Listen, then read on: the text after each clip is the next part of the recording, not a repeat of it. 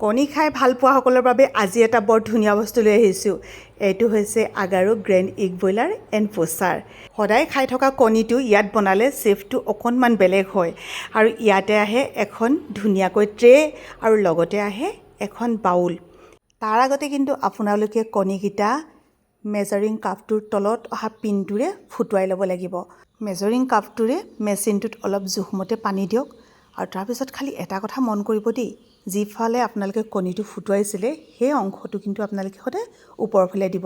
আৰু এনেকৈ কণীখিনি দি লৈ ঢাকনখন দি দিয়ক আৰু চুইচ দি দিয়ক। চাব খন্তেক সময়ৰ পিছতে কণী ৰেডি। আৰু সেইখিনি আঁতৰাই লৈ মই এতিয়া বনাম পোচ কণী।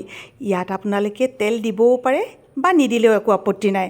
কণীকেইটা ভাঙি তাতে দি লৈ অকণমান নিমখ ছটিয়াই আকৌ আগৰ দৰে ঢাকনখন বন্ধ কৰি চুইচটো দি দিয়ক। আৰু ব্যৱহাৰ কৰিব নজনা কোনো কথাই নাই, কাৰণ লগত আহে এখন মেনুৱেল আৰু আহে এখন ৱাৰেণ্টি কাৰ্ড।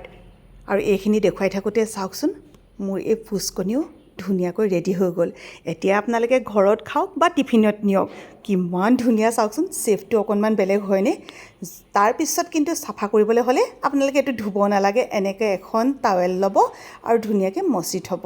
যদি লাগে আপোনালোকে মোৰ কমেণ্ট ছেকশ্যন চেক কৰি চাব দেই, মই লিংকটো তাতে দি থ'ম। আৰু এইটোত যে আপোনালোকে শাক পাচলি কিন্তু ভাপত দিও খাব পাৰিব দেই।